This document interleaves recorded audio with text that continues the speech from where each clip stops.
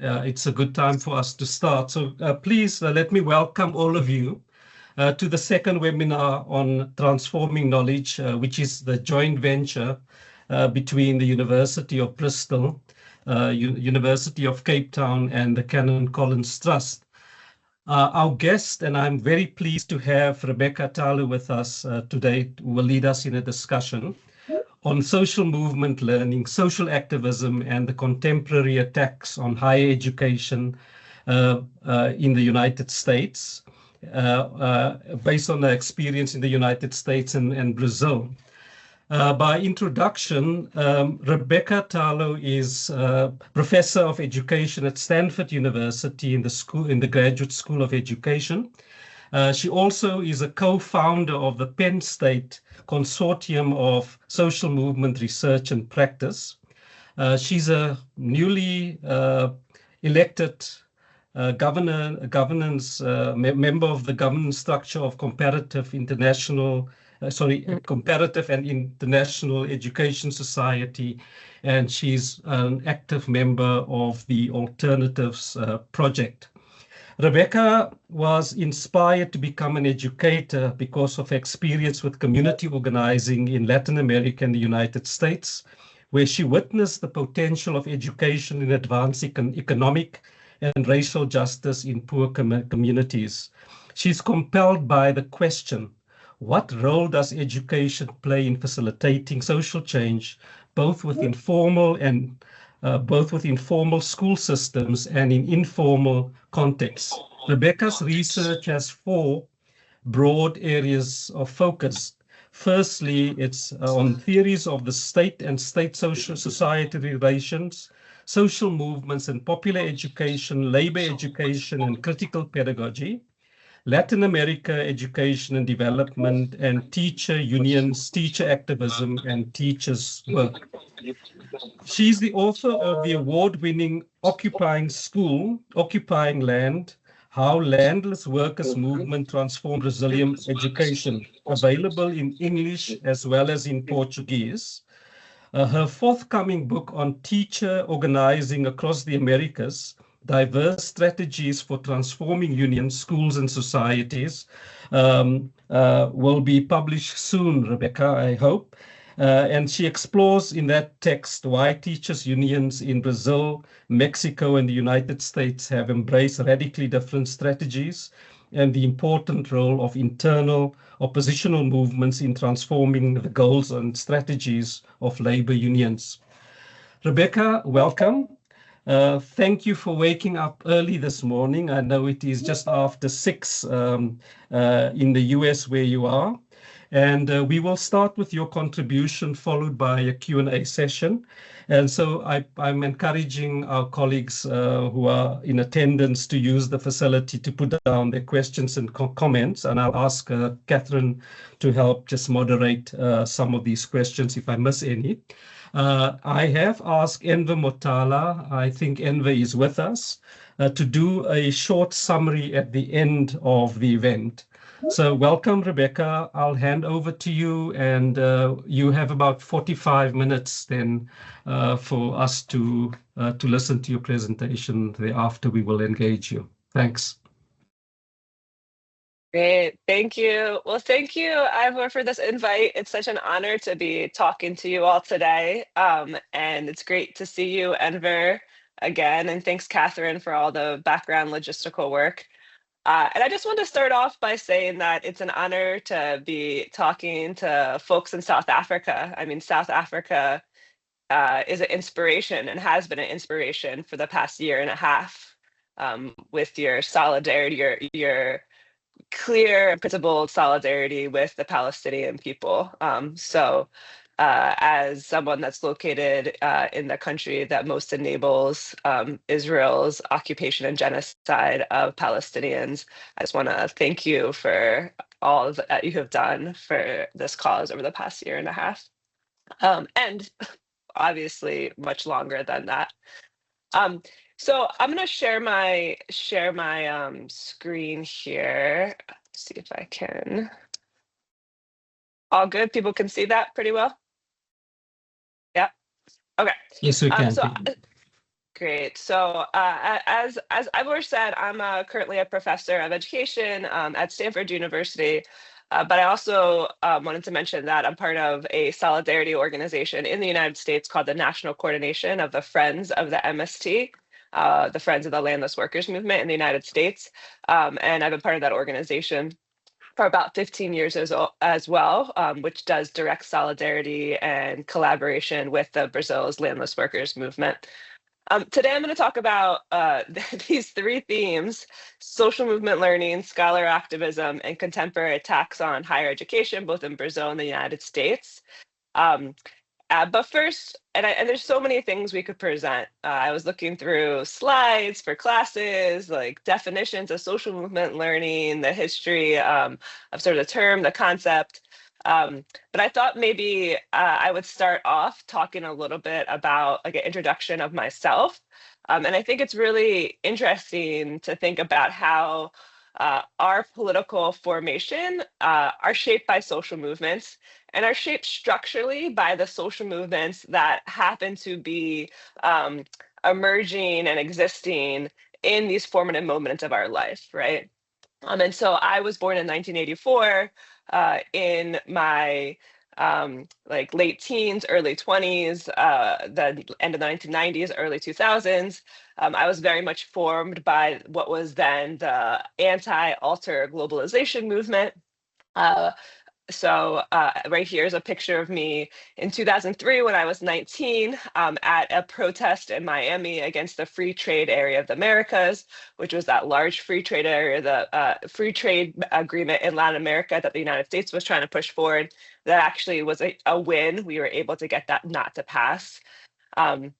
In 2005, I went to one of the second World Social Forum that had emerged first in Porto Alegre in Brazil. It was a moment of such exciting possibility, right? Leftish wing, now we could say in retrospect, governments were coming to power all over Latin America. Millions of people were gathering to talk about the type of alternative world we were going to build together. And again, I was 20. It was so exciting.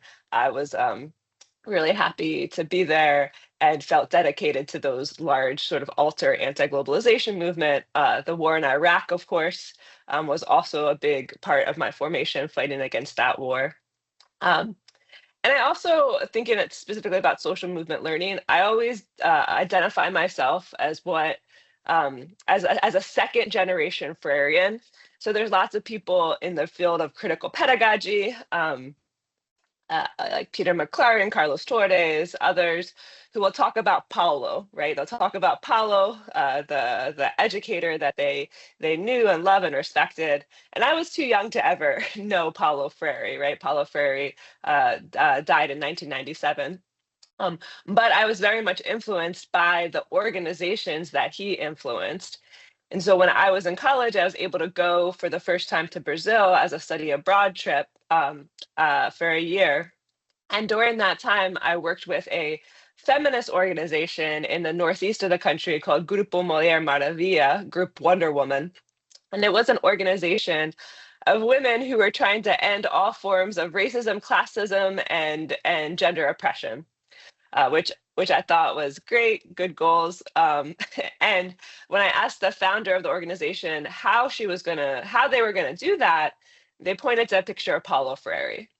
And so until that point, I had been involved in activism.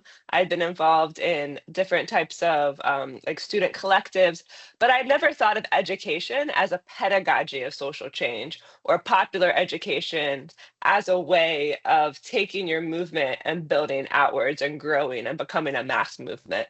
And so since that moment, like not experience, not meeting Paulo Freire himself, but actually more importantly for me, the organizations that have uptaken his theories and his work is how I became a Freirean educator. So I think all of us probably have some kind of story like this, some kind of story of this formative part of our life where social movements actually shaped our trajectory, what we decided to do, and our understanding of the world. So I think all of us do embody this idea of social movement learning. What I wanted to do for the majority of this talk is actually return to Brazil's landless workers movement, the MST. because that is where a lot of my expertise is. And I think it's interesting to think, because the MST is going to turned 40 years old last year. So they're actually born the same year I was born, 1984. They were founded. And so they've had to think about the role of education and learning in their movement over time. And so I think it's interesting. Preparing for this talk, I said, well, it'd be interesting to sort of trace the way in which learning and education has transformed within the landless workers movement over the past 4 decades, because I think it gives us a sense of how the purpose of social movement learning is going to transform radically over time, depending on the conjunctural moment. So my guess is most people on this call know about the landless workers movement, but just very briefly, the MST, even though it was founded in 1984, it actually can be traced back to a bunch of autonomous land occupations that were happening in the southern part of Brazil between 1979 and 1984. And it was the leaders of these sort of autonomous land occupations that had principally been inspired by priests and clergy and nuns within liberation theology to go ahead and occupy land, which reminds us the importance of the Catholic Church and the current decisions that are being made. But the movement, the leaders of these different occupations who were able to occupy unproductive land and get that land redistributed, even during a period of dictatorship, went on to found the Brazilian landless workers movement in 1984 under this phrase, "the land belongs to those who work it." Since then, the movement has grown to have about 2 million women, men, and children, which is about 450,000 families who have gotten access to land through this process of squatting on basically unproductive land, unproductive farmland. The landless workers movement frames its goals threefold. One is for land reform or access to land. The second is agrarian reform, which are the conditions, the resources you need to live a dignified life on the land. And the final one is for social transformation, or not just like reproducing like small scale farming capitalist societies with this new land, but rather pushing forward more collective, and they self-identify as a socialist movement, more socialist forms of economic and social relations in these new communities. And so again, the question here is like, how has the movement integrated education and learning into its national struggle for agrarian reform and social transformation? And how has this changed over time, over the past 40 years? So how does social movement learning, how does education within the movement look different in different periods? So I was going to start with the 1980s when the movement emerged. And in the 1980s, the inspiration to think about education was really simple. There were tons and tons of children who were part of the occupation of these land estates. And the MST, the leaders said, what do we do with all the children? They weren't sure, like they knew they didn't want to just reproduce the type of alienating school system that they had been through, but they couldn't just let the kids run wild throughout the encampment. They wanted to have some kind of structured learning process. And so what the movement did as they began to think about setting up first informal and then more formalized educational settings for the kids in the camps is what's our inspiration? What are the pedagogies we know that can create a different type of education? And as I mentioned, a lot of the leaders of the MST were originally inspired through liberation theology. They were deeply religious. And the way in which Paulo Freire and Pedagogy of the Oppressed traveled throughout Latin America was primarily through liberation theology clergy and small study groups that those clergy set up throughout the country. Well, throughout the Americas. They said in Brazil there was probably more than 80,000 base ecclesial communities, which are small sort of church-based study groups that were inspired by Freire by the 1980s. So these are tens of thousands of small study groups throughout the country. Many of the MSC leaders had participated in these base groups. And so popular education and this method inspired by Paulo Freire was an obvious direction to move in when they were thinking about the type of education they wanted to create for the children. And so in these occupied encampments, they began experimenting with some of Freire's most important like theories or philosophies. Some of these are going to be really familiar to folks who know Freire in the room, but the idea of building knowledge through generative themes that you find in the community, drawing on the language of the community, creating pedagogical activities that are based directly in students' reality, rejecting the banking method of education, which was very dominant in Brazilian schools and continues to be to today, which the teacher just talks at students and deposits education or information in their heads, and of course, promoting learning and dialogue. So those were all really important pedagogies and approaches to education and learning. Also, this idea that education is never neutral, that there's no neutrality. You're either supporting the oppressor or opposing them. But the most important thing for the MST for Freire was the idea of protagonism, which is a word, at least in the United States, that we don't use that much in English, but it was extremely important for the movement. And so one of the sort of educational philosophers of the movement, Rosalie Caldarchi, a national leader of the education sector, she said that, she told me that Paulo Freire taught us that we are subjects of the process of social change. Paulo Freire taught us that we are the subjects of the process of social change, not objects. He believes in peasant workers. Some revolutionaries thought that vanguards would produce the revolution.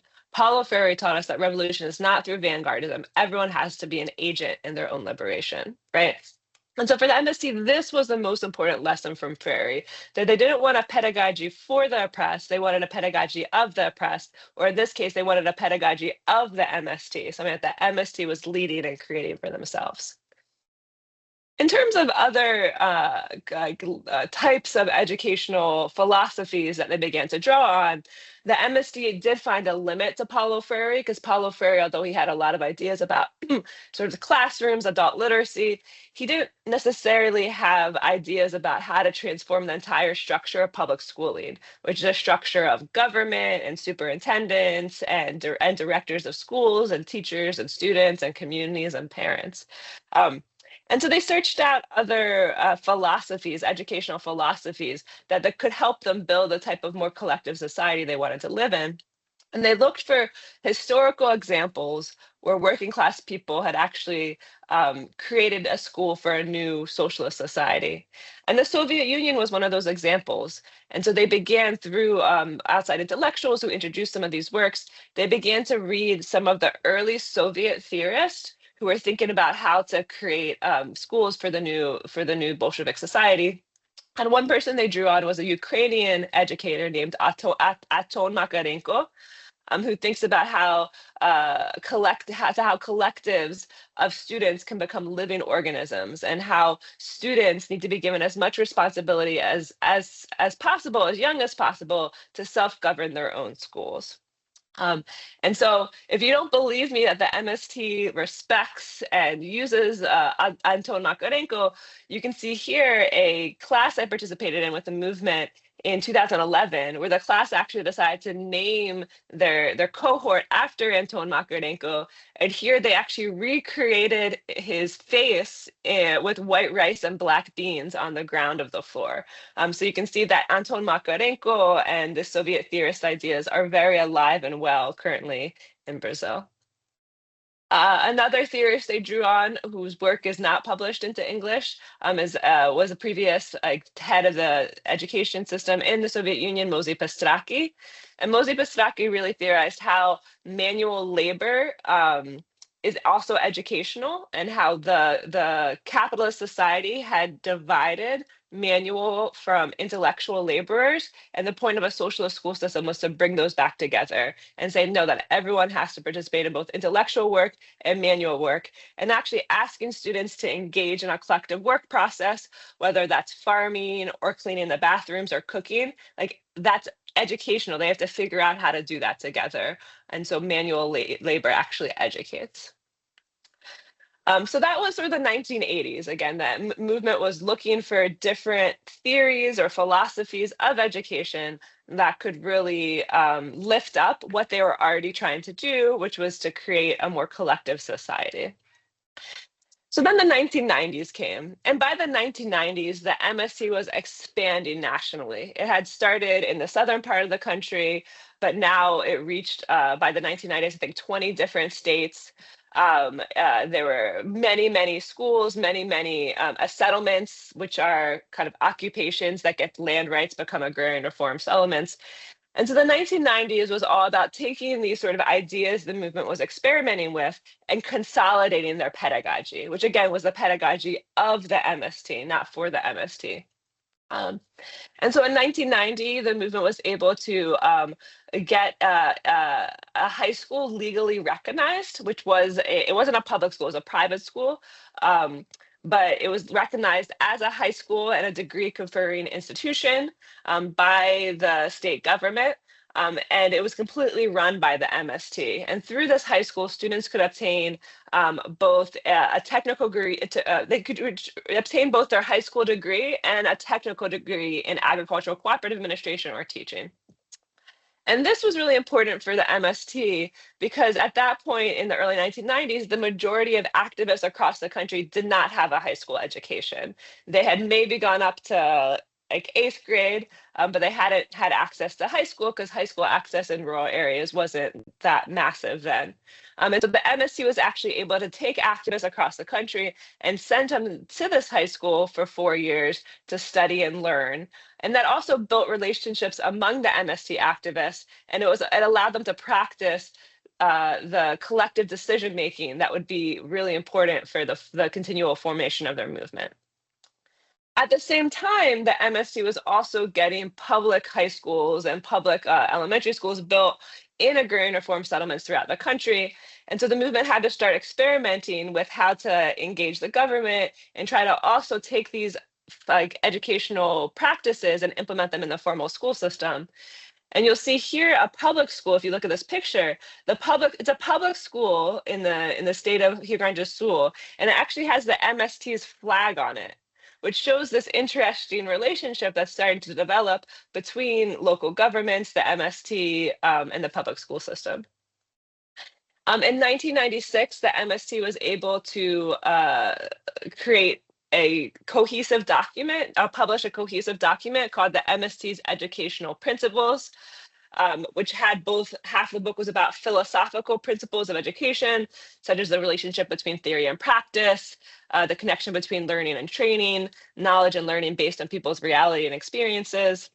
And then it also had a series of pedagogical principles, like the relationship between education and culture, democratic governance, the self-organization of the students. This document, which is still, I think, very relevant for thinking about education and learning, there's a PDF of it available, and I can send it to Ivor if people are interested in sort of reading in 1996 how the MST was articulating its educational proposal. Also, again, as the movement expanded, the number of schools expanded. These are the numbers from today, but in the 1990s, it was very much getting bigger and bigger. So today, there's more than 2,000 schools and 8,000 teachers. These are public schools, right? The MST is their own private schools in some locations, and also political education schools, which are autonomous from the state. But then they also have 2,000 public schools that are located in MST agrarian reform settlements, and those serve about 250,000 students. So again, the 1990s was sort of managing this rapid expansion of the school system and trying to take these principles they had consolidated and implement them in the schools. They also, in 1998, got a really important, probably the most important education program for the movement called ProNERA, the National Program for Education in Areas of Agrarian Reform. And this program is a program that only works through partnerships with universities. And so this is where we're going to start talking about universities. So this is where the MST started to have these deep partnerships with universities, where over basically between 1998 and this is just until 2011, they were able to partner with 80 different public universities to help run adult education programs, more high school degree programs, and also hundreds of higher education programs throughout the country. And these were specifically higher education or bachelor degree programs for activists and organizers in areas of agrarian reform. And so it was a really important program. And the first course took place at a private university in southern part of Brazil called University Juí from 1998 to 2001, right? Um, and this was a course of 47 MST activists from 15 states. And again, these are activists that have a high school degree, but have not gone to college yet, which is the majority, the vast, probably 99.9% of MST leaders and activists in 1998 did not have a college degree, which is why it was so important to them to occupy the university system. And so, um, this course, it brought that cohort of activists together for 4 years, where they go and they'd study at the course in the university for a few months at a time, and then to go back home to their wherever they were from to engage in community projects, right? And this pedagogy was one of the pedagogies that was most important for the MST within the university system. And for the faculty that are here, just think about it. This is called the pedagogy of alternation, right? So it's the idea that students should both come to the university and do research, have their school time, but then they should go to their community and implement those ideas in practice, like have concrete projects in their community, which would be called community time. And that's just as important as the school time at the university. And so this pedagogy of alternation became the MST's way of making the university itself relevant for local communities.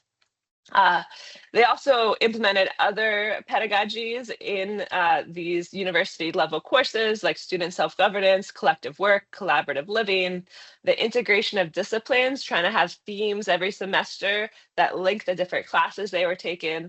Again, manual labor, everyone involved in cleaning and cooking and farming, and then always trying to engage the cohort in whatever local social struggles were taking place.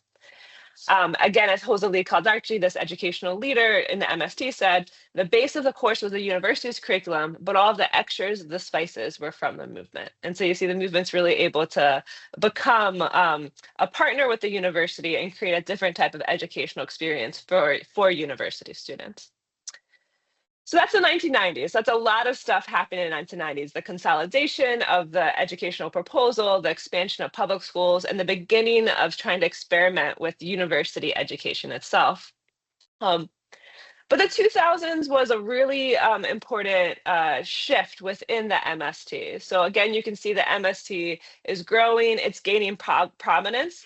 And now the MST is a leader for all social movements in the countryside. And these are indigenous movements, Black movements, other small farmer movements. By this time, there's dozens and dozens of the rural union movement, for example, but there's dozens and dozens of social movements in the countryside that are leading land occupations and are engaged in various types of social struggles for a more dignified life. And so the MST began to realize, and they were really pushed by organizations like UNESCO, some of the universities, that you have a pedagogy for yourself. You have a pedagogy of the MST, but how about the rest of the countryside? Like what should be, like how can your pedagogy support a broader education of the countryside?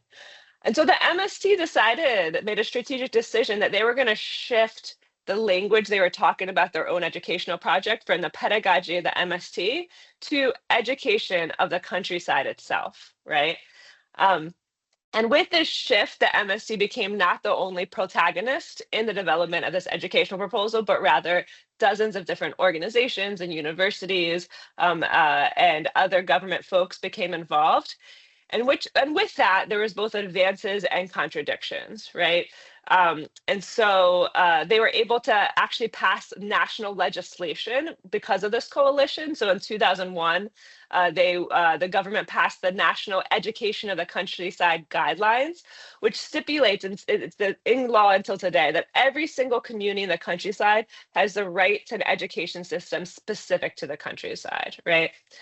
They were also able to create conferences for education of the countryside that led to the creation of an office in the Ministry of Education, specifically for thinking about education of the countryside. And in 2010, Lula actually signed a presidential decree that made education of the countryside basically gave it more gave the law more teeth nationally, saying that every single community has the right to their own educational system. And so those are a lot of advances and expanded the MST's educational ideas way beyond their own communities throughout the country.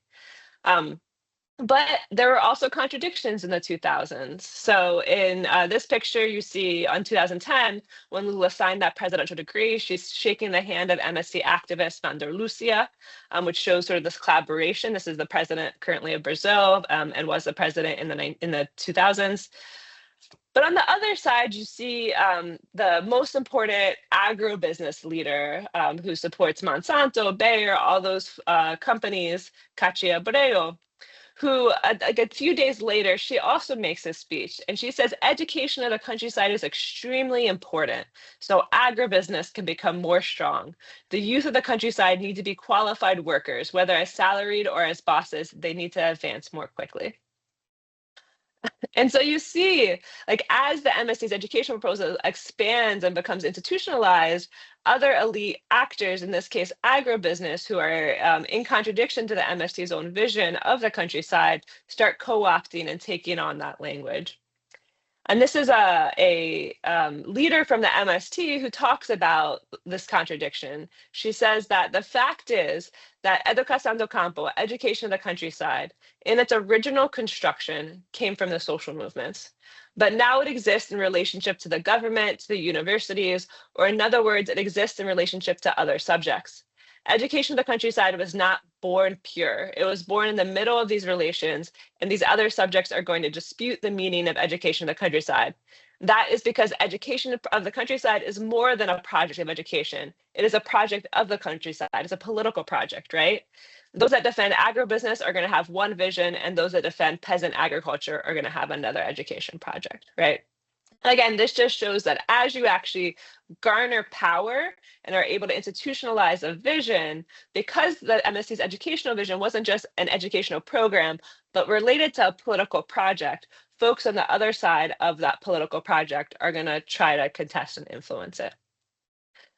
Just real quick, sort of a plug for my book is that my book is really about those contradictory relationships. And it was published the research for it ended in 2015, so it ended sort of right after this period of very intense like negotiation with the state. But I try to talk about this idea of contentious co-governance, that the MST is co-governing the educational system, but it's always a very contentious process, right? And so social movements, contentious co-governance is when social movements engage in the provision of public services with state actors, while simultaneously organizing contentious political actions and promoting practices that come into conflict with institutional norms and the interests of the state itself, right? So once you take social movement learning and these practices and scale it up, you're going to be in contradiction with the state itself. And so it's going to be an entirely contentious process. And if it stops being a contentious process, that means that you're probably co-opted, right? But if it's always contentious, then I think that's sort of a healthy way to think about social movement co-governance. Okay, I'm sort of ending this section on the MST, just talking about the 2010s through today, and this is where we're gonna kind of bring in the current attacks on higher education, the current attacks on social movements and everyone globally, is that the 2010s were a really, really hard moment for the MST and for social movements in Brazil, because it was a moment of right-wing resurgence, right? And in this moment, the MSC had to rethink its educational program. And I'll talk about in a little bit, the movement decided that because of this right-wing resurgence and because the MST was sort of losing popularity by the end of 2010s, the movement had to rethink about their education program, specifically through a lens of agroecology and developing more and deeper relationships with urban communities, right? And that agroecology, the program of creating healthy food in the countryside, the purpose of that was so people in urban areas could also have access to healthy food. And so the MST began to really think about those relationships between the countryside and urban communities a lot more in the 2010s, right? And so real quick, you probably know a little bit about the right-wing resurgence, but it led to the arrest, it led to the impeachment of Dilma Rousseff, what a lot of people call an institutional coup, who was the Workers' Party president, started in 2010 to 2014. It led to the arrest eventually of President Lula. And it also led to the election in 2018 of a previous army captain, Jair Bolsonaro, who hates the environment, hated women, hates black people, hates working class people, is explicitly trying to create a world in which elite parts of the country rule and other folks are silenced, right? And when he came to power, he said specifically that my answer for an MSC land occupation is going to be a bullet, right? So he was talking about a lot of violence when he came to power in 2018. And the consequences of this moment for the MST were really, really huge, right? There was a general attack beyond the MST on workers and poor families throughout the country through both labor reforms and draconian austerity policies, right? So caps on what you can spend on health and education. There was an increase in coercive attempts to repress the movement, including spying, disbanding land occupations, and arresting MST leaders. There was a passing of a policy that privatizes agrarian reform settlements, which are actually considered public land and therefore have the right to various resources from the state. And so there's an attempt to privatize that land so that families can also sell their land and leave the countryside if they want. And there was also cuts in funding that supported the MSC's economic and educational initiatives, including the end of Panera, right? So it was four really hard years with the MST. And the question is, how did the MST respond to this movement? And this question for me is not about the past, it's so much about the present. As we think about the United States right now, as we think about the current attacks on higher education, on movements, I'll talk about it more, on a lot of different immigrant communities, on a lot of different people in the United States. So I think we have so much to learn from the MST about how they confronted this really difficult right-wing resurgence moment. And one of the responses to this right-wing resurgence for the MST was like untamed disruption and the creation of popular fronts, right?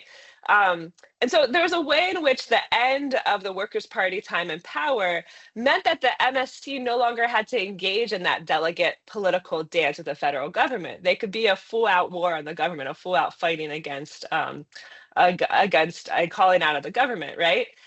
The Workers' Party itself, when it came to power, it led to a fracturing of the left. But after Dilma's conservative vice president, Temer, came to power, and then eventually Bolsonaro, for the first time in 2 decades, the majority of these left groups came together in 2 large popular fronts that were at the center of the anti-austerity protests in 2017, 18, 19, 20, right? So that's the Brazil Popular Front and the front of people without fear front. So that was huge, those big popular fronts. Another response to right-wing resurgence was to draw on the accumulated resources that the MST had already built. So the MST had already developed like hundreds of economic cooperatives throughout the country that needed government funding initially in order to thrive. But by like 2015, 16, 17, these were autonomous economic cooperatives that could function on their own, right? And so the MST was really, and they also had dozens of schools. Right here is the picture of the MST's national school that was founded in 2005, the Florestan Fernandez National School. So the MST was engaging in this new political struggle with an arsenal of material, ideological, and socio-political resources, correct? The MST also had youth, right? So today's MST is literally, it's not a movement. I know some people probably know Jean Pedro Segeli, who's kind of the figurehead of the movement, but he's not the leader of the movement. The movement itself is a movement of young people. And these are young people who grew up in the settlements and camps and participated in MST activities and obtained their education through the movement's formal educational programs. And while many MST youth have migrated to the cities, thousands remain in the settlements, right? And so these young people are the heart of the movement, and they're not going anywhere. And they weren't going anywhere during Bolsonaro's regime, and they were calling out what was happening. And beyond youth, the MST also has tons of university graduates. So even though Bolsonaro ended this higher education program, there'd already been hundreds of people that had graduated from it. So for example, in 2012 was the first graduating law class. It was a law class composed entirely of students from agrarian reform areas, mostly students linked to the MST. And so those graduates are now lawyers and they continue to work with the MST because they already have their law degrees. And furthermore, although the Bolsonaro was able to cut some programs, a lot of other educational programs were actually institutionalized already. So the MSD had helped create a teaching certification and bachelorate program in education of the countryside. And it had already been institutionalized in 40 universities with tenured faculty throughout the country.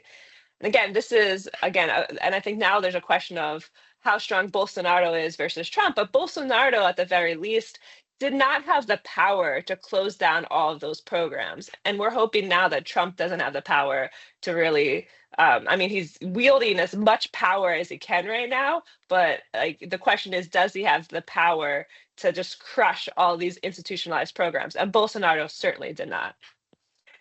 And finally, just the last thing, the response was to build strength regionally. And so even though Bolsonaro won in 2018, the Workers' Party candidate won all of the northeastern states, which are more Afro-Brazilian, poorer areas.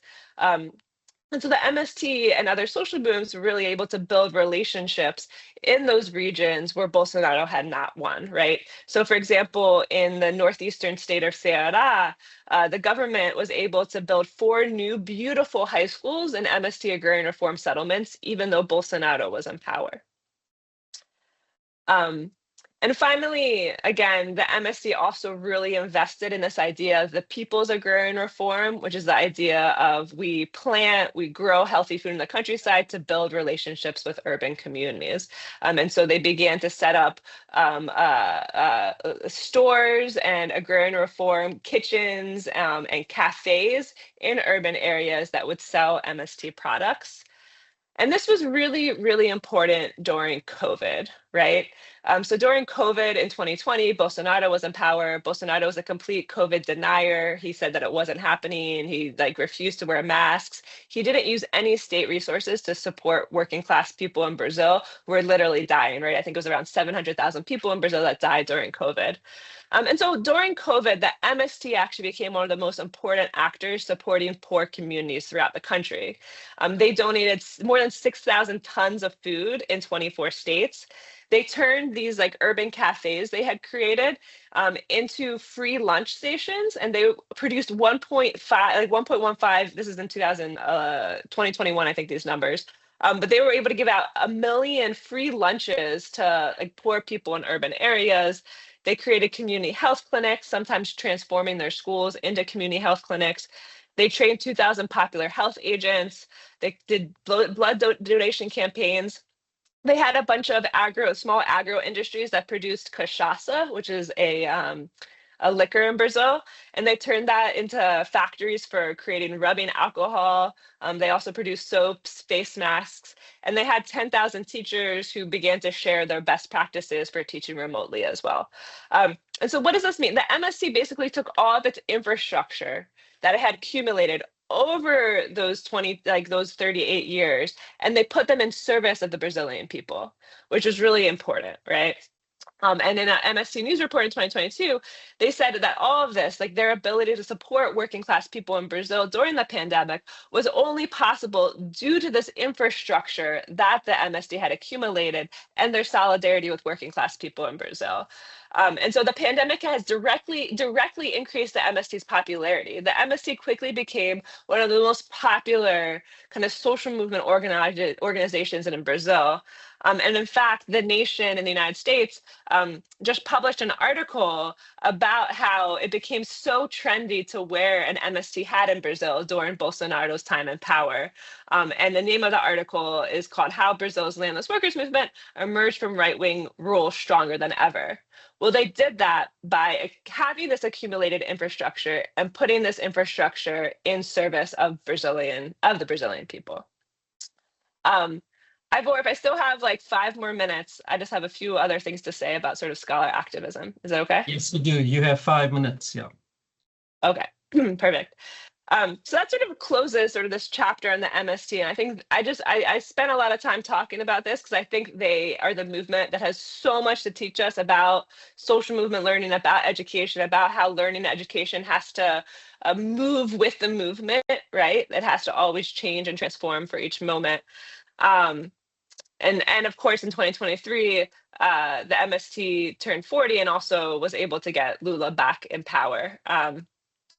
But I just want to end talking a little bit about research, right? So I like in solidarity with the movement, but my initial relationship with the landless workers movement was very much one of a doctoral student doing research with the movement. And so I think it's important to think about what is the purpose of this type of scholar activism, and how does the MST itself think about research, right? And for the MST, research is not just a thing that sometimes happens that people do about the movement, but rather research is a principle of the MST. So when the MST talks about research, they say that it's critical, right? Because it allows you to interrogate reality, question apparent realities, qualify individual and collective actions, and push for, this is their language, push forward the struggle and dreams of people fighting in a new society. And so research is critical for all of these goals. And then research is also important for reflection and dialogue about sort of limits and advances of any movement. And research for them, it registers history and it helps the movement remember. And so again, the MST very, very much supports research. And they're constantly doing research. They're training people in universities. They have, again, this model where you study and then you do research in the community. And so MST activists are constantly doing research on themselves, writing theses. There's so many master's theses by MST activists about their movement. But then the question is, what's the MST's relationship to academic knowledge production, right? And again, part of this is the MST is also involved now in academic knowledge production because people in the movement have PhDs and masters, right? And they're in the university. But really, what's their relationship to external research? And for them, their question is, what is the objective of the research, right? No research is neutral, and therefore the MST, the perspective of the researcher for the MST is really critical, and they won't let people study the movement if they don't think that you're in solidarity with the movement. Allowing research to come in is also a huge investment for the movement. It takes a lot of the activists' times and energies. And so they actually have an entire collective called the Internationalist Sector that vets researchers and tries to figure out what's going to be kind of like a good investment or not. And they've had both good and bad experiences with academic researchers. But they also acknowledge that that it's only when the researchers are no longer knocking at our door that we should begin to worry, right? Because as long as the researchers are knocking, it means that the movement is continuing to be relevant. And so they know that this relationship with external researchers is ongoing and important. And so they are, like I said, have an entire system for how they work with external researchers, which I went through. I was at UC Berkeley doing a doctoral degree. They didn't really care about that. What they cared about was that my family came from the labor movement. I was a student activist. I had solidarity. I had been a popular educator in the United States. And so that was sort of how I was able to start working with the movement. But I think, like, as scholar activists, we should think about what are some of our principles? Like, how do we hold ourselves accountable? Because the MST sort of tries to vet, but then we also have to hold ourselves accountable when we're doing research with movements. And I think one is picking questions really carefully, right? So this has been referred to by Lawrence Cox and others, but as like movement relevant research, right? Like, how do you pick your questions carefully that are movement relevant? And that will be able to. So again, one of my questions was how do movements engage the state without being co-opted, and how do they use like public education infrastructure to grow and support their movement? And for me, that was a question that would help me think about movements in the United States, right?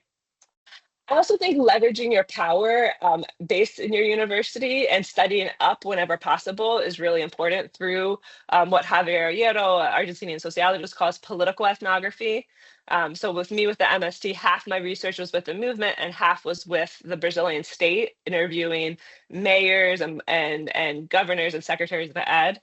Um, I also think that you don't want to romanticize the movements, but also you got to figure out what critiques have purpose. So every social movement has dirty laundry, right? Has conflicts, has personal fights, but and then there's conflicts and tensions that are relevant for other movements around the world for making decisions, right? And so while you don't want to romanticize the movement, like what are the critiques that are not just dirty laundry, but rather offer lessons for other social movements and working class people around the world, right?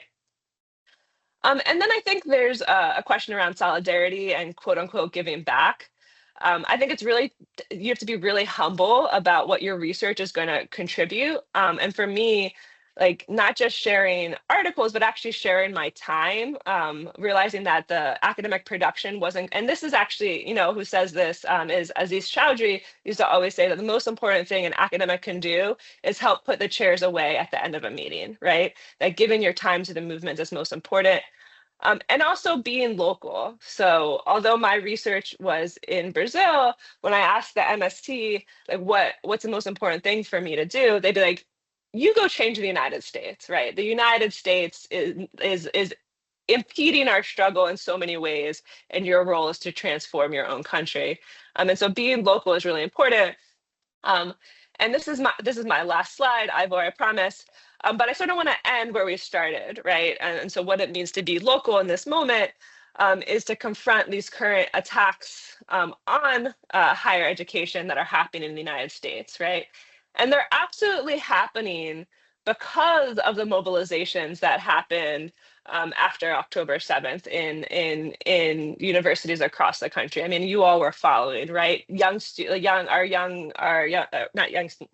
students, young people, our students at universities set up encampments throughout the country, put literally their careers and lives and futures kind of on the line to be in solidarity with Palestine, creating within, and this is another social movement learning, creating within these encampments, people's universities, where they had courses, artwork, various types of learning experiences.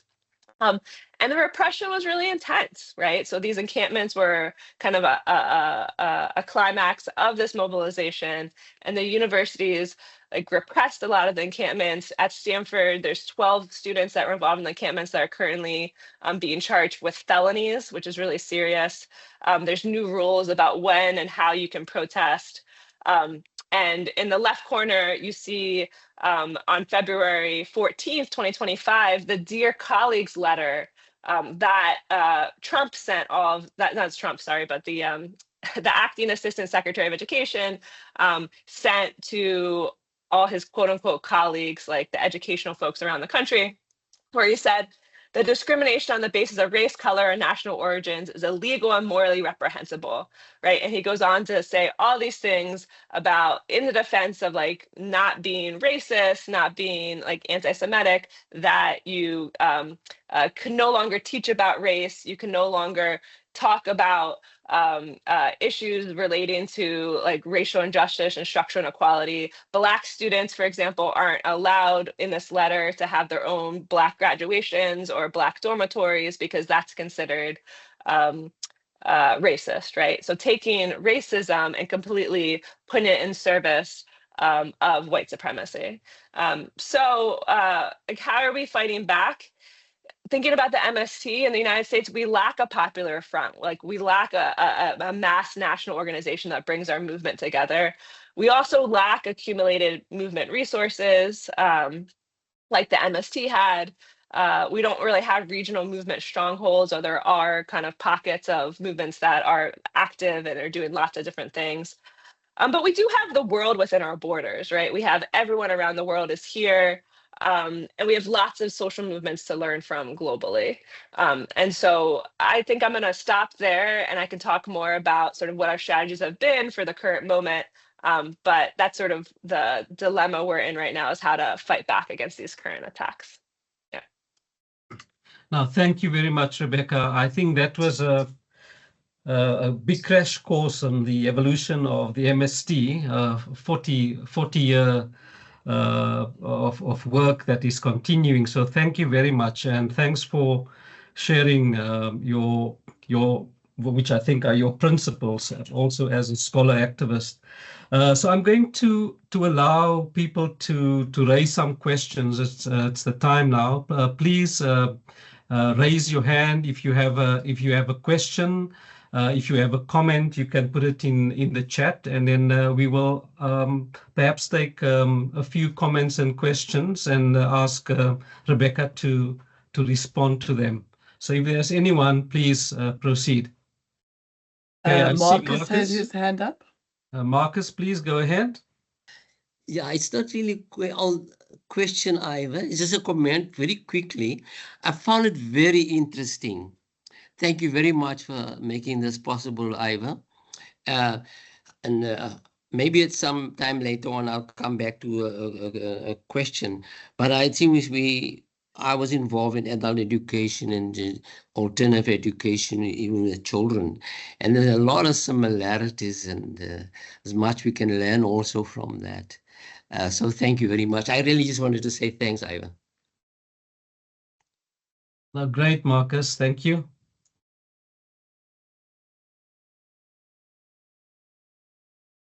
Any other comments, questions?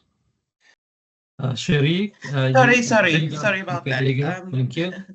Yeah, no, thank you very much for that very comprehensive coverage of the evolution of the MST.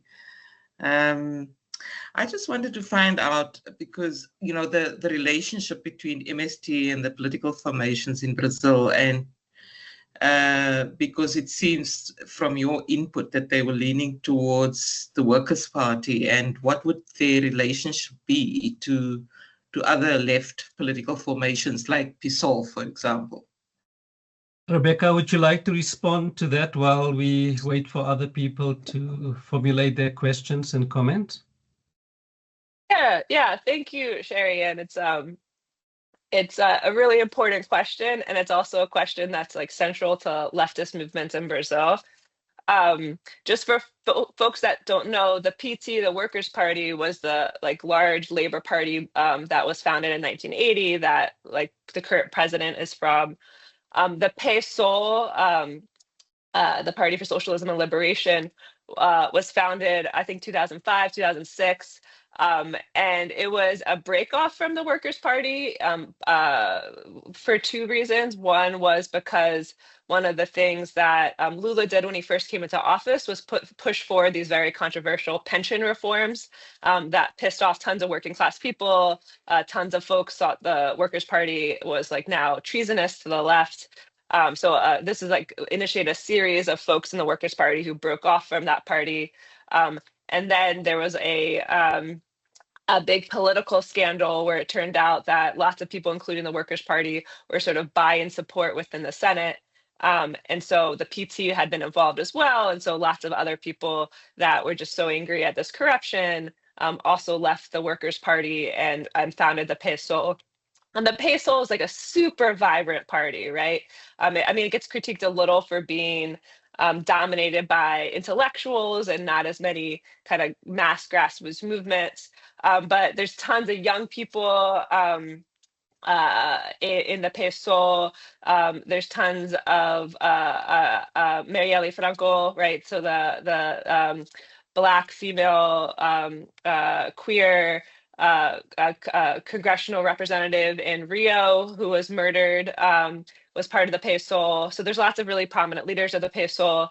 There's also individual MST activists that align and see themselves connected to the PSOL. The MST, when I've been to like parties where one of the MST's major leaders had like a birthday party a few years ago, and it was like held at the PSOL's kind of headquarters in Sao Paulo. And so there's definitely like relationships between the movement and that party. But I would say that the MST has definitely like stayed aligned with the Workers' Party and sort of betted on, despite all the contradictions, and they'll talk about the contradictions, but they've sort of betted on the Workers' Party as the only labor affiliated party that had the capacity to win in the elections, right? They So for example, when Lula went to jail, he was in jail for more than a year. I think it was like 560 days. Everyone thought he was done. People thought the Workers' Party was done. People thought Lula was done. The MST was the only party that literally camped out in front of where he was in jail for that entire period. And every single day they said, "Good morning, Lula, bom dia, Lula." And every evening they said, "Good night, Lula, boa noite, Lula," right? And so they really betted on Lula as a potential figure that could come back into power. And then when he got out of jail, the MST was super central to his campaign, to his election. And again, they were betting on sort of the Workers' Party and Lula as this party that brought together like mass folks, mass movements, mass unions, mass social movements. The MST definitely gets critiqued for its relationship to the Workers' Party, especially in the early 2000s, like in Lula's first and second terms, when Lula was clearly was not pushing forward a socialist agenda. But the MST has always like called out those contradictions and stayed in relationship to the movement. And in fact, in the two popular fronts that I mentioned, like the big dividing of like the Brazil Popular Front and Brazil's like Fearless People Front, was the PSOL Workers' Party. So the Workers' Party was in one front, along with the landless workers movement. The PSOL was in the other front, along with the homeless movement that had gotten very powerful by that time. So I hope that answers your question, Sherry. So Yeah. the MSC has been historically aligned with the PT, although there's relationships with the PSOL. Yeah, thanks very much. That's really useful. Yeah. Thanks. Colleagues, any more questions? If some people are still thinking, Rebecca, if I may just ask a question, seeing that many of our colleagues present today they are all scholars, and several of them are located within universities, or they're studying at the moment at universities. So I have a question about how you view the current status of the scholarship, scholar activism in particular, in Brazilian institutions, and the relationship between the MST and the Knowledge Project within universities.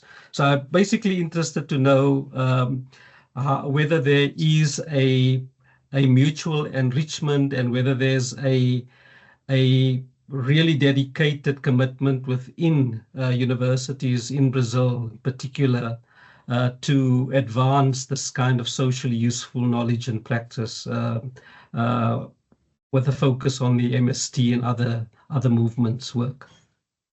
Yeah. Thank you for that question. I mean, and I think it'd be interesting. It would be interesting also to think about this in South Africa versus the United States, right? Like in the United States, universities have some relationships with social movements, but they're mostly like really disconnected. But in Brazil, there's so many more organic relationships between university faculty and with social movements. And so since the very founding of the movement, universities have been very close partners to the movement. Particular faculty within universities have been very close partners, right? These partnerships really got stronger with this program that I mentioned, the National Program of Education Areas of Agrarian Reform. And what's interesting about that program is that legally, to have an adult education program, higher ed, or even one of these high school programs, like there has to be a agreement between three actors. There has to be it's called triple governance. And so to run a program, to get funding, you have to have the federal government has to sign off. There has to be a university that signs off, and there has to be a social movement that signs off, right? And so the idea there is that the state, the university, and the social movements each have a really important role to make one of these educational programs successful, and legally they have to work together. And because of that sort of legal victory, I would say, universities have been forced to kind of work with social movements, not just the MST, but other social movements as well, in developing these programs. And that wasn't originally easy. So when the MST first tried to create the first bachelor degree program, Iva, they went to like 50 different public universities, and all of the public universities refused. They all said, no way, we can't create a bachelor degree program only for like agrarian reform areas. Like that's illegal. Like that's not going to be allowed. And the MST interpreted that as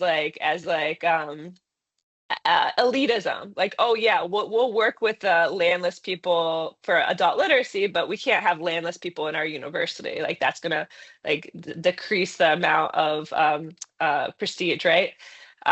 So the MST initially had to work with a very small private university for their first program, and then when that worked out, they were able to expand it to other public universities. So again, now there's 80 public universities. So I would say that actually the process was a process of learning, that public universities and faculty through this program actually learned how wonderful it is when you run a bachelor degree program and there's an entire movement that's supporting you, that's engaging in activities, that's helping you. I mean, I talk to faculty who are like, oh my God, I love running like programs with the MST. Like they're so supportive, they're so helpful. And so there's been this like social movement learning process for faculty, that these partnerships are really powerful, and are supportive for themselves. And so those relationships are really organic. The relationships are also organic because there's more and more MST activists with PhDs, and a lot of them have entered the university. And so now, like the MST is literally like within the university. So the lines between the MST and academic like knowledge production aren't as stark. And then there's also just really great academics in Brazil, who are based in like sort of Marxist, historical, dialectical like thoughts, like theories of education that the MST draws on, that the MST invites to their courses. I would say that's probably like 10-20% of universities. And then there's still like the 80% of Brazilian universities that are elitist, that believe that there's a whole movement to get political parties out of schools, right? So it's sort of anti-politicizing universities. And I think there's lots of faculty that feel that way soon. So I think it's always in a minority, but a strong minority, right? Thanks. We have two hands. There's Salim and then Marcus. Salim, go ahead.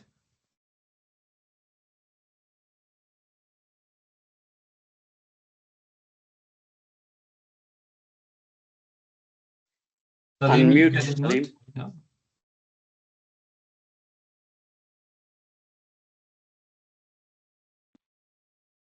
There you go. Salim, go ahead.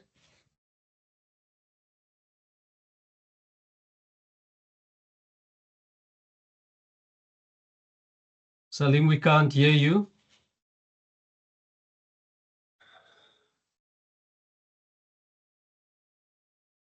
Salim, I'm Can we going go to Marcus? Yeah, let's go to Marcus and we'll come back to Salim. Marcus, go ahead. Can you hear me? Yes, we can. Okay. Rebecca, thanks again.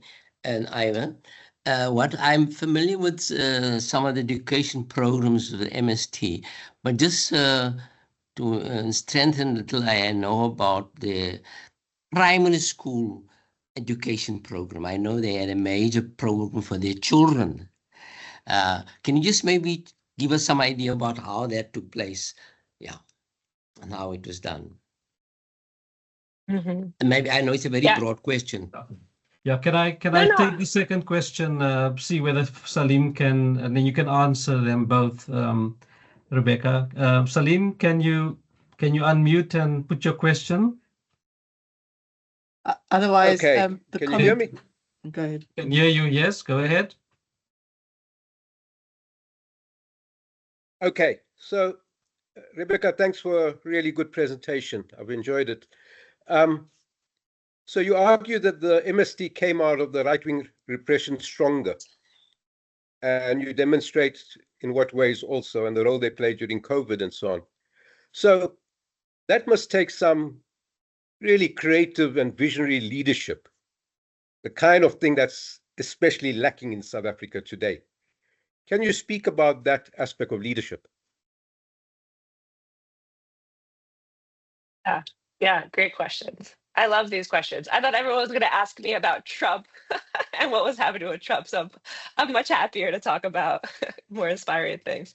The question, Marcus, about the children. So the MSc education sector, they divide themselves in 4 different fronts of work, right? And so they actually have an entire front that's about preschool education and about supporting, partially it's about supporting moms who want to like participate in the movement. Initially, it was because there's lots of moms who wanted to participate in the movement that had little kids, right?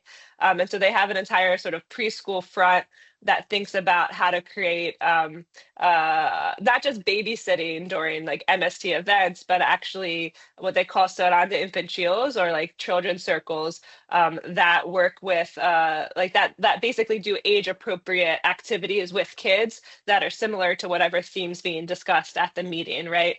And so there's a whole front that focuses on that.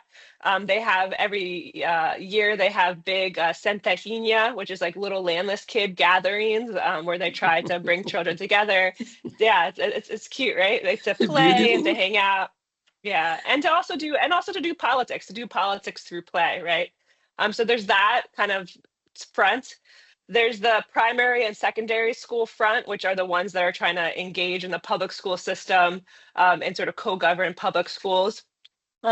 There's the university front that's trying to form those relationships with universities and do like higher education programs. And then I didn't even talk about it, but the initial kind of front and the one that's like been really strong is this adult education front, right? Where they like there's tons of people, like millions of people in Brazil that are still illiterate, right? That can't read and write. And the MST is trying to address that, but also address like adult education at various levels. Their most important literacy program comes from Cuba. It's called Si ao Pulso in Portuguese, or Si se puede in Spanish. But it's a literacy method developed in Cuba. Cuba has sent tons of people to Brazil to implement it across the country, right? So the MST, this is why it's just like so hard. The MST is overwhelming when you're like an activist in your own movement, because they're like, they do everything and they do it all like really well. But that's because they've like they haven't split, right? They accumulated over 40 years versus, at least in the United States, our movements tend to split, restart, and then it's hard to accumulate, right? Yeah, Salim, that's a good question. Like, why were they able to do that? And I think in terms of leadership, the MST only ever thinks about collective leadership. So I think that's really important. Like, there's no space in the MST where one person can make a decision by themselves. Every single level of decision making is a collective leadership group that comes to kind of debates and comes to consensus on something. And that's, again, at the like basic camp level. There'll be a camp leadership collective. To the national coordination of the MST is about 50 people that represent all the different states and all the different thematic sectors. So I think that's part of it, Salim, is like the fact that their leadership has always been collective. I think this process within the movement of like critique and self-critique, of like coming together constantly to think about what they're doing right, what they're doing like wrong. I think at some point the movement realized that they weren't very popular, like especially like in the mid 2000s. Like the left was critiquing them for being too close to the Workers' Party. The like working class people across the country were critiquing them because they had escalated some of their actions to like actually like go into like Monsanto plants and like destroy like soy seedlings. And that was not as popular with Brazilian people as like occupying unproductive land. So I think they had to reflect on like their popularity, on how to move forward. And then I think something that was kind of key during COVID was just the fact that they'd already been engaged in solidarity work internationally, right? So the movement, and I just wrote a little piece about it that I can send Iva, but like the movement had always been an internationalist movement thinking about their solidarity with working class people, right? And historically that had been, they have brigades of people who've been constantly like living in Palestine, living in Haiti, brigades of people. I think they had folks in South Africa for a while. They've had folks, I think they have a permanent brigade of leaders in Zambia. And so they've always been in solidarity with working class people globally. And so when the pandemic hit, this shift to being in solidarity with Brazilian working class people, for me, that was an extension of their internationalism, but now their internationalism had to be local, right? And so I think those historical practices also kind of supported the collective leadership realizing that they had to just give everything, they had to do anything they could to make sure more Brazilians didn't die. Like that was their main thought during the pandemic. Thanks, Rebecca. I see Sherry has put in another question in the chat. She's asking if there's time, could you say something about the extent to which the union movement in the US is participating in the resistance to Trump? There's your Trump question. Yeah. And a good union question too. Yeah. And again, I mentioned this a little bit, but I actually come out of the labor movement. Like both my parents were labor leaders for their entire life. And so I have a very close relationship to the labor movement. I mean, everyone's trying to resist Trump right now. I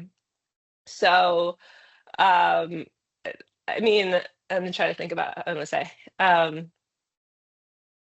So Trump, this is how it feels to be in the United States right now.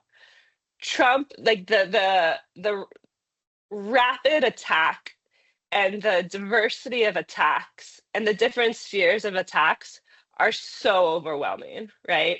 So every single day, like immigrant communities wake up and they're in fear. And people are getting deported and parents are being separated from their children. And so there's this daily violent attack on immigrant communities, right? Government employees, like the fact that federal government employees are being fired left and right. The international development complex, and we have so many critiques of USAID, right? But the fact that that was just destroyed, like every single project, like people who were in different places having to come back to it was just destroyed overnight, right? The Department of Education, they're literally trying to get rid of the Department of Education, which means there's not going to be funding for kids with special needs. There's not going to be funding for poor school communities, right? The attacks on higher education are intensifying. Basically, Trump has declared universities as the enemy of the state. It's so weird. I'm in a conservative institution. Stanford University is net conservative, yet us, Harvard, all these elite conservative institutions are declared enemies of the state, right? So much so that Harvard has to stand up and say, no, Trump, you can't decide our admissions processes. You can't decide what we're going to teach. So even places like Harvard, I think there's over 600 university presidents that have said that, no, they're going to stand up to Trump, right?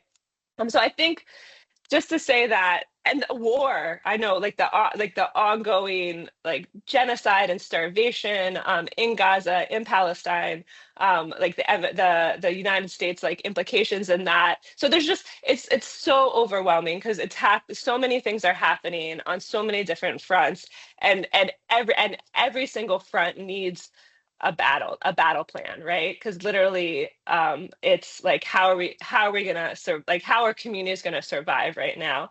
And unions are definitely involved, and they're involved in really interesting ways.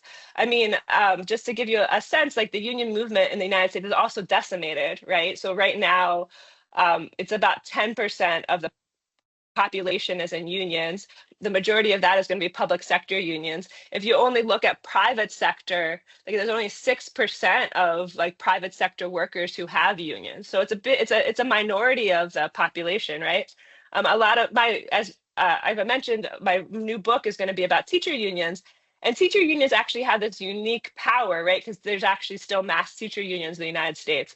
And so what are teacher unions doing? Like in Los Angeles, teachers get up every morning at 6 a.m. and they go through the neighborhood and they make sure that ICE, which is the immigrant enforcement agency, they just literally make sure that ICE is not in the neighborhood so parents can take their kids to schools, right? And so they're kind of involved in this defensive strategy, and movements too. Like movements are creating these different like self-defense committees. The UAW, I don't know if you've seen, the UAW has a very progressive leader now who came out of kind of an internal progressive caucus. And like they had a recent auto workers strike last year under Biden, and they actually just published some like recent remarks like about tariffs, about how like actually tariffs, like the tariff thing, and that's another thing, right? These crazy tariffs, like let's just throw up 150% tariff on China, and there's just like these crazy things happening. But the UAW president actually had a really interesting thing that, are we against tariffs? Like obviously Trump is using these tariffs as weapons, but historically tariffs have actually been a really important tool for working class people in the United States. So he actually had an interesting response. Yeah, but I would say my answer is yes, the labor movement is involved, and no, we don't have like those popular fronts, that collective leadership. We don't have like a clear strategy about how to win or survive or become stronger in this moment. But there's lots of people who want to. At Stanford, our kind of union organization had 5 people 4 weeks ago. 5 people in the only union type organization we had in this university, and now we have 140 people. So even in it's people want to get involved, but we're definitely struggling to have like collective national leadership about how to move forward, right? Rebecca, I know you need to go soon. Would you have time to take one more question? And you may miss what Enver has to say, but we will make sure that you get the note if you cannot stay on. So Salim, can you put your question? Salim, or was it an old? Yeah. Was it an old hand, Salim? It's a new question, sorry. It's a new, okay. Yeah. Go ahead. Okay, so I was really struck, Rebecca, by the statement made by someone in MST about it being involved in a network of relations. And the interest of agribusiness in education was not necessarily the MST interest, right? Mm-hmm. So, I mean, that's quite profound for me, because it also suggests an understanding for me about capital not just being a thing or a person, but a relation that intrudes into every aspect of social life, right? So that, to me, shows perhaps the success of MST education, because that kind of profound insight, I want to venture, doesn't exist much in South Africa. I think there are rather romantic notions of the power of education and the state and liberation and so on. So I was really struck by that comment. And then the last part is really, I think you'll agree that I like your idea of critique with purpose. But I think you'll agree also, we must also reveal the dirty linen with purpose too. It's not one or the other.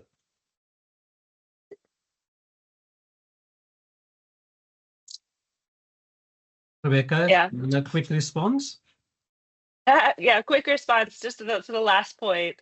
And I think it's like, whose linens are they? So as someone external to the MST doing research, like what are the questions I can ask, and the tensions that that are appropriate for me to raise up, and what's like the dirty linen that that needs to be discussed and needs to be debated, but maybe that's not my role as someone external to the movement. Now, if you're organic and inside a movement, I think all of that needs to be discussed. Otherwise, that dirty linen's going to start smelling way too bad, and it's going to destroy your movement, right? So I think it sort of depends your position, your relationship, right, to the movement itself. And yeah, capital is a relation. And there's a great book about the Latin American labor movement by David and Ruth Collier. It's like 800 pages. And they talk about this thing that I always think about, which is sort of this dual dilemma that all social movements and labor unions have. That if you garner power, if you're powerless, it doesn't matter. If you don't have power, you don't need this dilemma. But if you actually garner enough power that you can make demands on the state, you enter in this dilemma about whether you should make those demands and risk co-optation, risk the de-radicalizing of those demands, or if you should not make demands on the state and you should risk not having the resources to support the people in your movement, right? And I think once you garner power, once you garner enough power that you can make demands and enter the state and somewhat control it, you're going to face that dilemma, right? And it's just a serious dilemma that we're all faced with. And it's, as you're saying, Salim, it's a relational dilemma. It's just about a relations of power that are always rapidly changing. And the last thing I would say, because I hear a lot of like negativity about South Africa right now, but I taught a social movements and education class last quarter at Stanford, and some of my students, they had a project where they had to study like the role of education within social movements in any part of the world and interview activists. And I had actually three students that went and they looked at the Roads Must Fall, Fees Must Fall movement in South Africa. And they interviewed these amazing like female leaders of the movement. And they had this whole sort of gender analysis of the role of women in that movement and the learning that happened and the power of it. So I just to say that from my outside viewpoint, South Africa has also had powerful, important, amazing movements that we can all learn from around the world, including the current Palestinian solidarity movement that you are all leading. So. No, thanks, Rebecca. If you have to run, I know you have a deadline at 7:30. So if you have to go, then you may.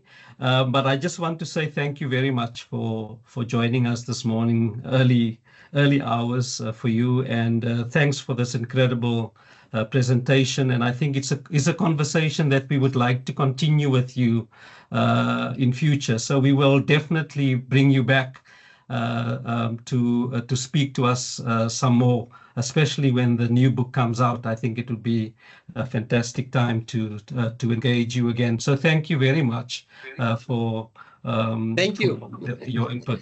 Yeah, I'm so sorry I have to leave. You record it and like share with me afterwards. Yeah, I'm so sorry. I have to. My partner's gonna get very angry if I don't make my son's lunch and get him out. I have to get them out the door in like 20 minutes. Yeah, and please, if you don't mind, your slides, if you can just share that with us, and we'll distribute it to everybody. Thanks, Rebecca. Very happy. Thank you so much. Yeah. Okay, Enver, can I invite you to do a bit of a reflection summary for us? Reflection and summary. Well, thanks very much, Iva. This was once again really very useful. As you know, we intended bringing her back as SIPSET last year after we had the first session with her, and it also focused on some aspects of the of MST and so on. So this is very good. I think we should try and bring her back again at some stage around the book Occupy Schools and Occupy Land and the Teachers' Movement. So I'm going to make a few observations. I hope everyone will be patient with me because it's not very easy to follow Rebecca, who really goes through a mountain of issues very rapidly. But you know, having read some of her stuff and so on, I have some idea of what it is. The first point to make really is to show that she is a consummate example herself of someone who integrates, you know, radical activism with intellectual scholarship and radical educational ideas, and really a way of being and of thinking, which is instructive for all of us. I think that, you know, from everything she says and does, and even the way in which she introduces herself I don't think at all that it's inappropriate. I think it's wonderfully important to say that, look, my own orientation, because it gives you an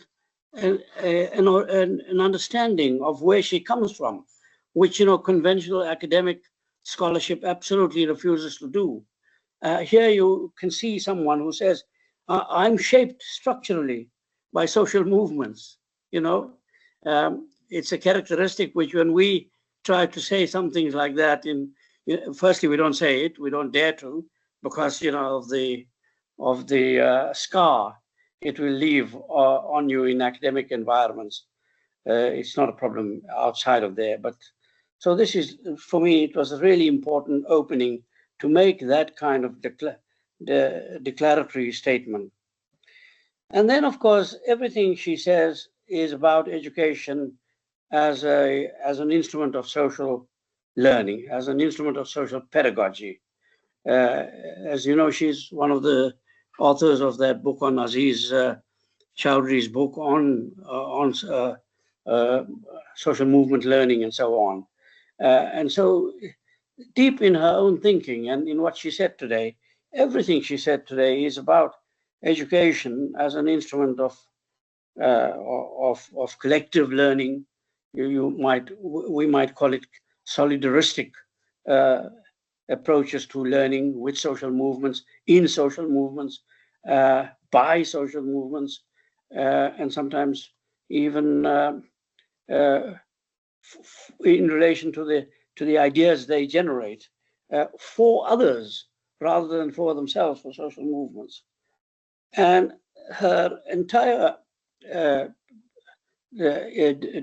she demonstrated all of this really through the lens of the MST, which I think is such an important global example, such an important social movement, social, political, economic, environmental, and agricultural, community-based radical movement from which we can learn so much. And there are many, there are now, luckily for us, so many of these, not as prominent as the MST, but certainly, I mean, if you listen to all the stuff around Rojava and El Campesino and so on and so forth, there are many, many wonderful illustrations of this, of the approach which is the MST has deeply embedded. But it's also very clear to me from everything she says that it's not possible to easily translate the political economy and, as a result, the consequences for social, political, and other struggles of Brazil in contexts which are somewhat different. I mean, I don't think what they did in Brazil might have survived the dictatorships even in Latin America. I think they would have lined them up in a few stadiums and shot them dead. I mean, so, but also the structural nature of the Brazilian economy, the extraordinary power of industrialization in some elements of it, together with the extraordinary combination of other social interests, the interest in relation to the agroeconomy, the forests, indigenous communities, etc., etc. It's an extraordinary combination which is not easily reproducible, and that's why some of the things that the MST could do. I mean, in a way, what the MST was doing reminded me of what Guevara and Castro and others were able to do in the Sierra Maestra for a time being. In fact, they were able initially to isolate the Sierra Maestra, that is, the Cubans, isolated themselves quite completely and were in a situation of impregnability. So the Batista's armies, even supported by the US at that stage, was unable to penetrate them, and they were able to build not only their own political movement, but remember when they landed there with the, what was the name of the ship, the boat, the second-hand boat which they fixed up to get the I think it was called the Granados or something. There were just 10 or 12 of them who survived because they were already spotted when they landed. But they used their position in the Sierra Maestra, to build their own capabilities as a strong guerrilla army, and then began to expand their reach and take over villages and communities, or rather engage with and influence communities in the Sierra Maestra, which built their capability eventually to storm Havana and Santiago and other places, and to support the processes that had already begun in those places. So I think, it's really very important to understand the MST contextually, and to so take the big example of their relationship, the MST's relationship with the universities. Need I say more about that in relation to our relationship, if we are in social movements with our universities? Well, I don't know, unless there's a very different view from, and I'm not talking about small little incidental projects which are, nicely supported and so on. So I'm talking about institutional relationships, the social relationships engendered by the way in which universities have become really captive spaces for the reproduction of capital and managerialist ideas. So I don't think one should make easy parallels. I don't think we can penetrate 20% of the universities in Brazil. Extraordinary. I mean, that's what she was saying.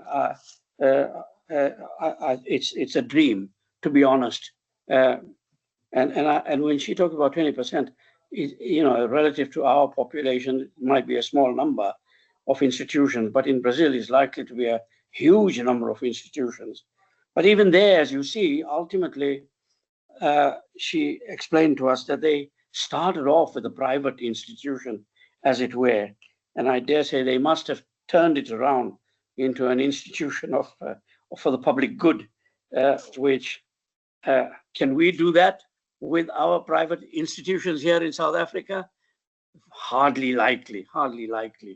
On the contrary.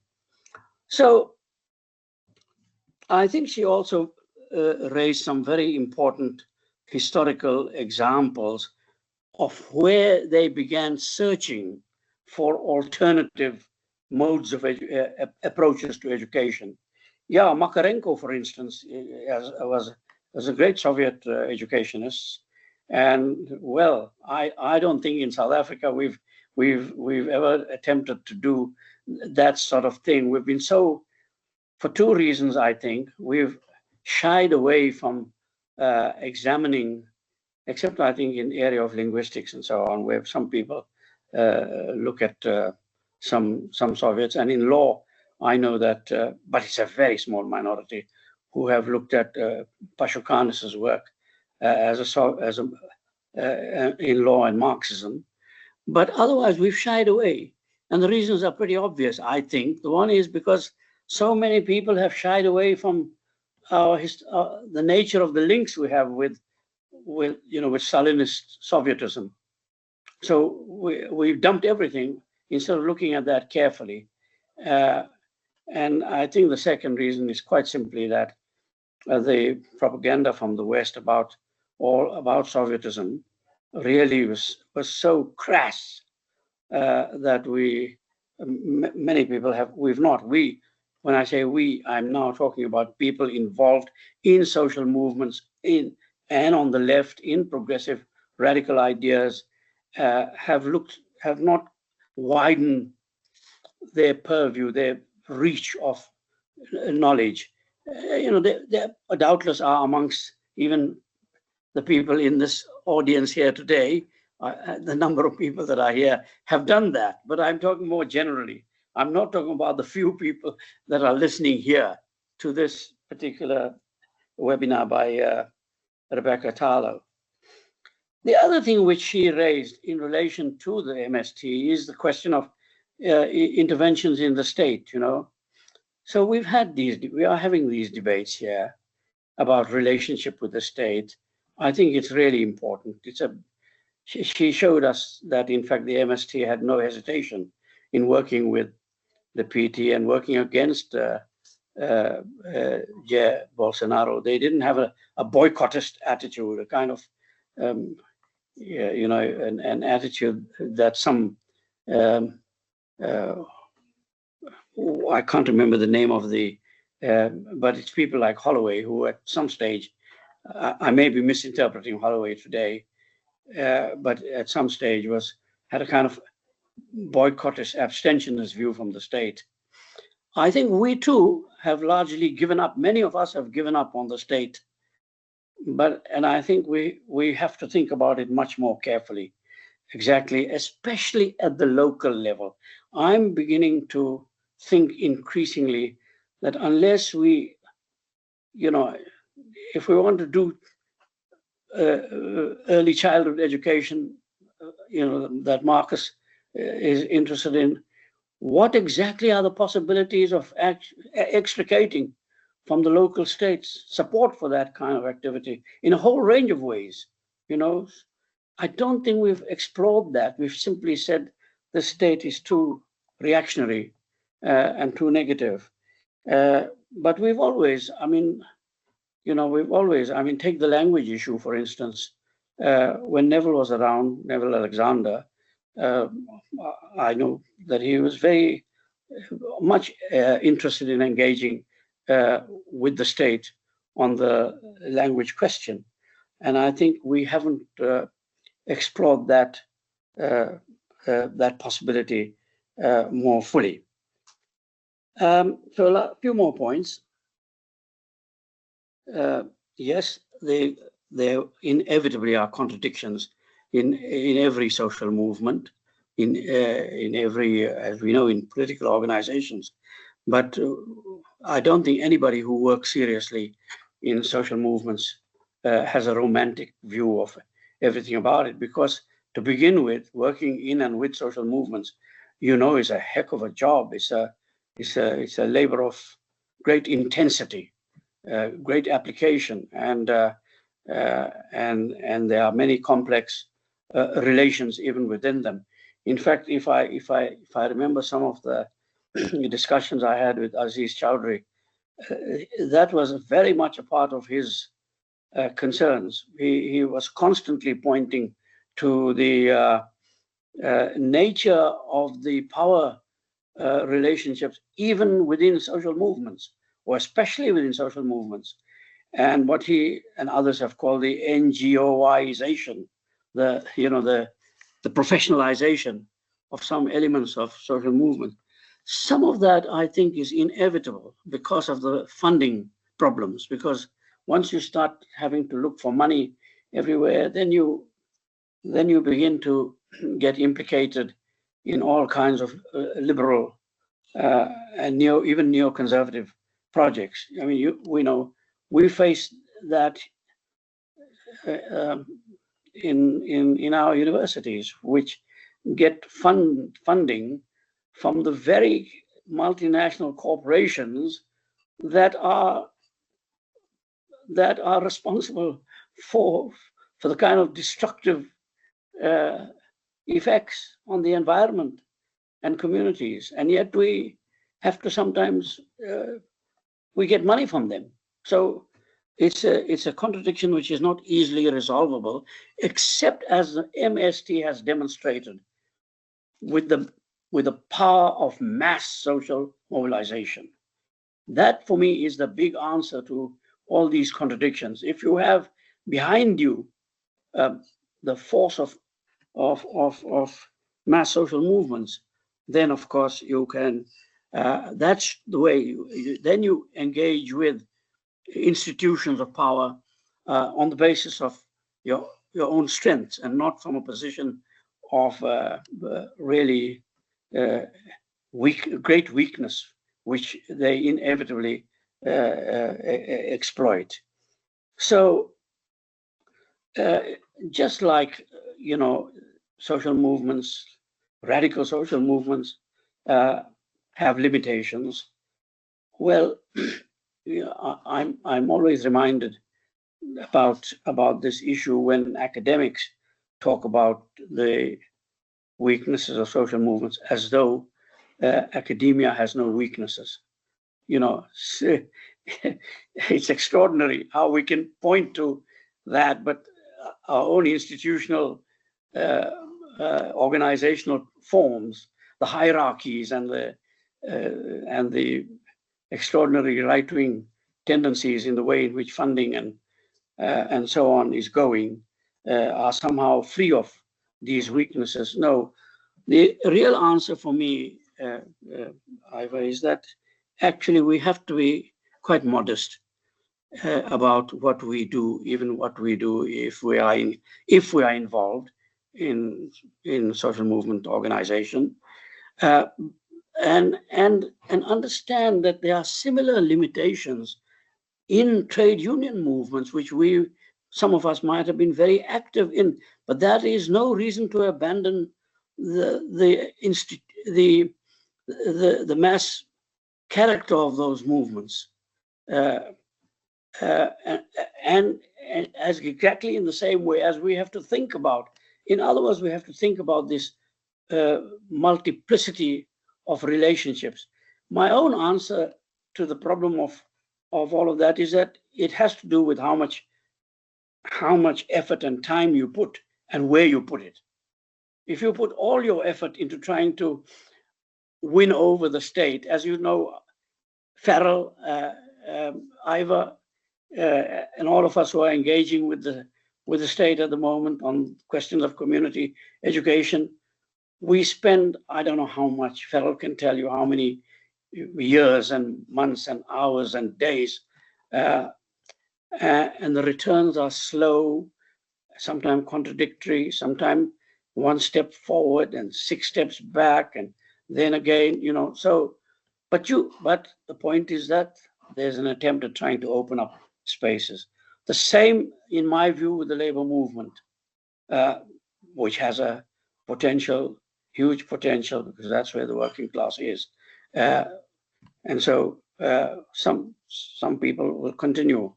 Others might not be so sanguine about that. But I think that the need to continue. I mean, take these new formations that are arising from in the gaps of the trade union movement. The organization of casual workers, for instance. It's an attempt at recasting our definition of what is the working class. And community and social movements are exactly that recasting of our definition of the working class, away from Western industrial definition of the proletariat. So we have to think more broadly about all of that and the limits of concentrating in one particular arena relative to trying to find ways of developing strategies across the range of potential arenas of work and activism. And all of that, by the way, must at the same time engage these issues internationally, must become more and more internationalist in their orientation. Otherwise, I don't think that we will ever be able to get out of any nation state I don't think any nation state, any political movement within a nation state. That's why the MST is so active globally. It's, you know, it's true, it's everywhere. We've met with them here in South Africa also. They, you know, and they had a delegation right here for some time. That's as Rebecca pointed out. So internationalism is very much a part of what I think is necessary, and that's what she was also pointing at. What I said really was simply trying to translate what she said into some contextual meaning. Thanks very much, Iva. Thank you, Enver. That was a really nice summary. I don't think I would have been able to do it as lovely and beautifully as you did. So thanks for that. Colleagues, I think we're coming to the end now. It's nearly 5 o'clock, but before we go, I want to propose that, you know, I was listening to and reflecting on Leon's webinar, and then of course today's webinar with Rebecca. And I think that one of the points I think that was already raised in the first webinar is that, you know, we have formulated a lot of critique about higher education, about research, about the state, and so on. And I want to propose that we consider planning a third webinar, perhaps sometime in July, where we can start talking about the alternatives, to go beyond the critique and to start engaging with issues of around alternatives and how we need to explore those in much greater detail, because there's been quite a lot written, including both Salims, I think, Salim Badat and Enver and others have been engaging with issues around alternatives and so on. So I want to propose that if everybody would be happy with that, that we can gather again in perhaps early July and plan for a third webinar, and the fourth one, which has been postponed with Radha de Souza, can only take place in August.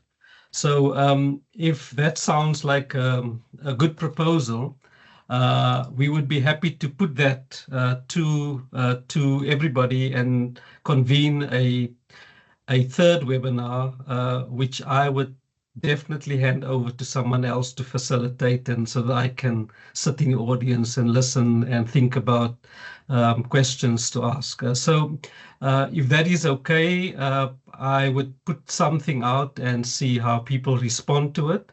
But I just want to say thanks to Enver for that summary, and thanks to everybody who participated on the online discussion. So thank you very much. Yeah, and we will send out papers, and as soon as Rebecca has shared the slides, we will pass that on to everybody. So thank you very much for participating and for all the good questions. I think it was a really good engagement with you. So thank you.